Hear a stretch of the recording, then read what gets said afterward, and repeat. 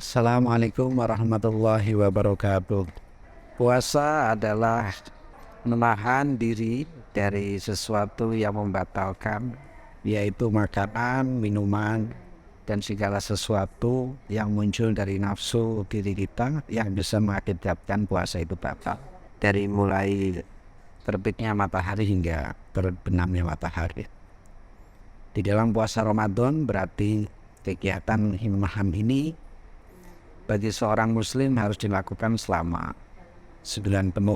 Puasa sebagai sebuah kewajiban di dalam agama tentu harus dilakukan oleh semua muslim, baik itu laki-laki maupun perempuan.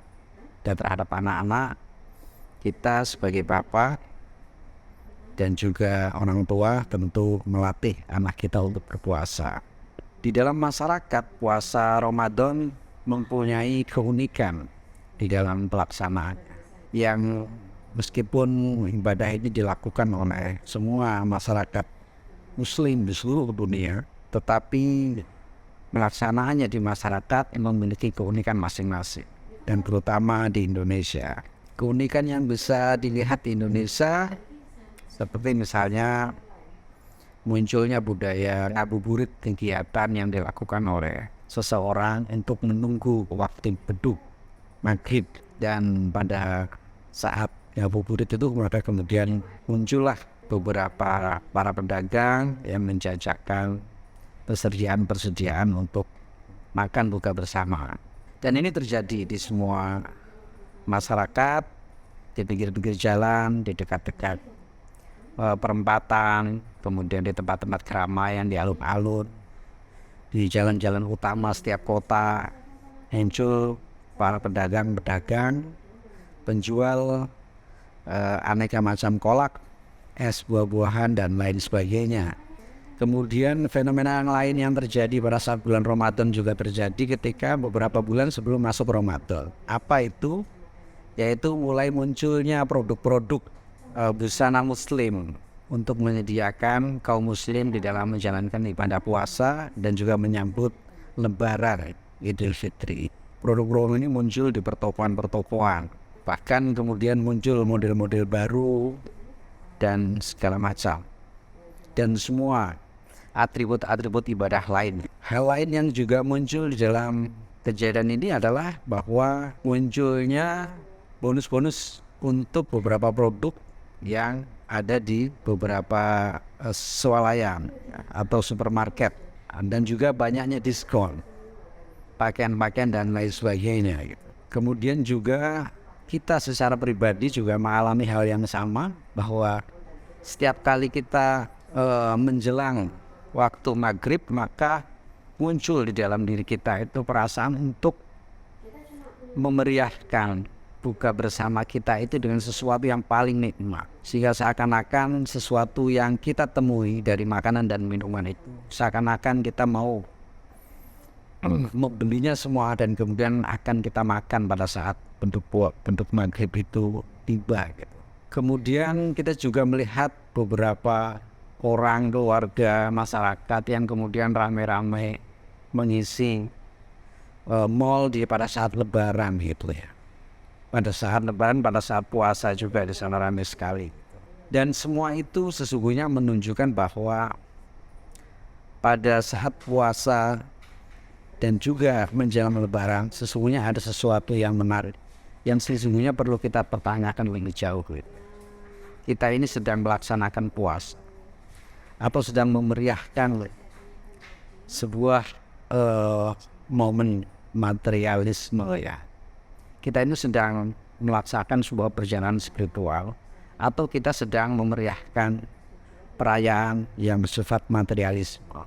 Karena sesungguhnya yang kita lakukan adalah banyak hal-hal yang sangat bertentangan dengan apa yang kita lakukan, dengan bertentangan dengan nilai puasa itu sendiri, yaitu menjaga diri dari nafsu dan lain sebagainya. Karena itu mungkin ke depan akan muncul sebuah keraguan gitu ya. Jangan-jangan pada akhir puasa kita itu kemenangan yang kita rasakan itu bukan kemenangan atas puasa yang 1 bulan penuh kita lakukan, tetapi kemenangan atas kapitalisme ini yang perlu kita waspadai. Nah, keraguan seperti ini tentu harus kita antisipasi. Fenomena seperti ini mungkin muncul dalam kesimpulan-kesimpulan seperti ini mungkin muncul di beberapa orang di dalam melihat fenomena pengamalan muslim di masyarakat kita di dalam rangka bulan Ramadan ini. Tetapi tentu saja kita tidak bisa kemudian menyimpulkan bahwa puasanya orang muslim dimanapun karena situasi seperti ini akhirnya mengakibatkan nilai spiritualitas muslim itu turun. Tentu saja kesimpulan ini tidak bisa begitu saja kita benarkan itu.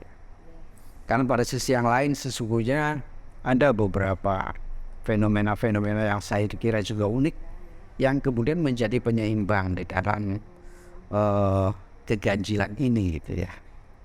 Seperti misalnya banyak di samping sebenarnya fenomena-fenomena yang bersifat konsumerisme orang muslim di dalam berpuasa, tetapi muncul juga sebenarnya fenomena-fenomena altruisme.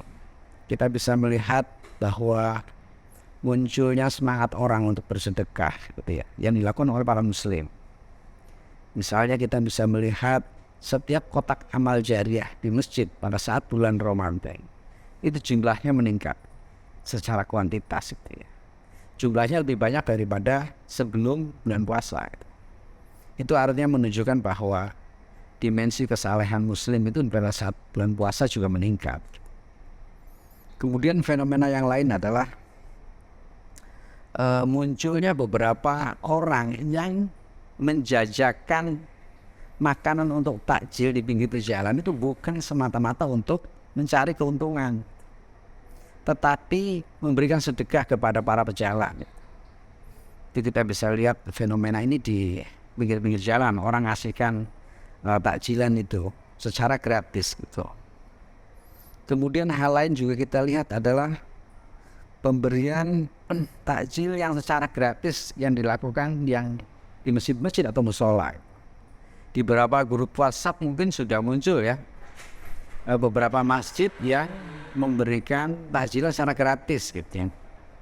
Nah, bagi anak-anak kos seperti anak-anak Indramayu ini saya kira lebih tepat ini untuk mengelis masjid-masjid mana di hari apa itu ada takjilan gratis gitu. Syukur-syukur bisa mengidentifikasi masjid ini makanannya apa, masjid sana makanan naik penting.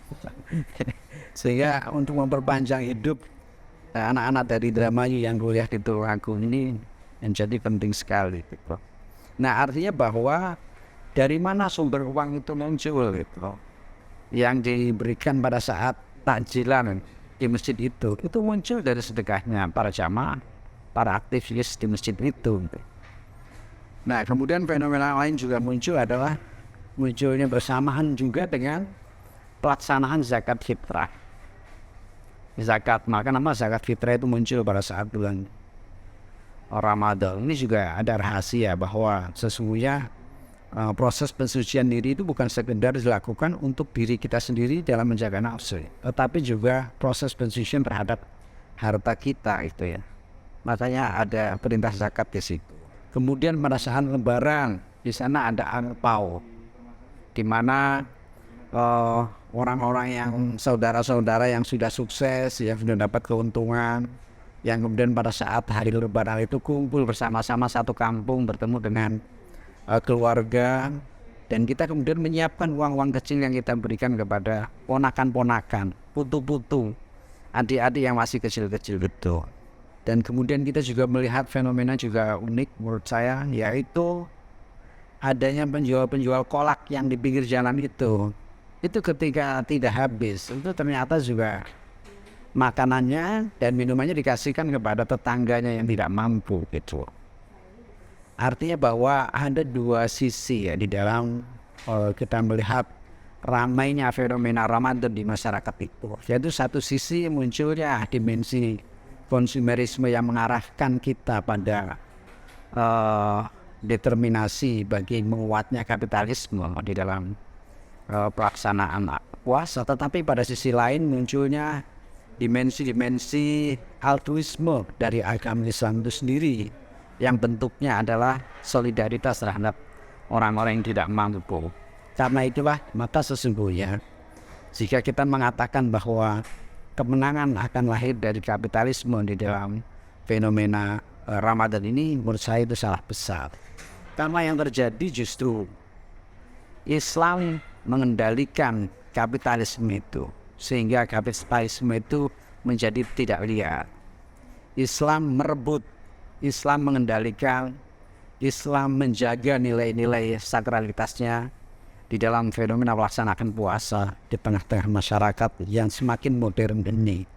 Sehingga nilai Islam tetap terjaga, nilai solidaritas, nilai perhatian besar terhadap orang-orang yang tidak mampu, nilai kesucian dari puasa itu sendiri, kesucian dari zakat itu sendiri, harta kita itu menjadi sesuatu yang tetap bisa dipertahankan di dalam Islam, di dalam perubahan zaman yang terus rawan untuk selalu dikendalikan oleh semangat materialisme dan kapitalisme ini. Saya kira itu, dan mudah-mudahan kita senantiasa berharap bahwa puasa kita itu selalu dicatat oleh Allah sebagai puasa yang bernilai spiritualitas tinggi, bukan puasa yang tergoda oleh hal-hal yang bersifat materi. Terima kasih. Assalamualaikum warahmatullahi wabarakatuh.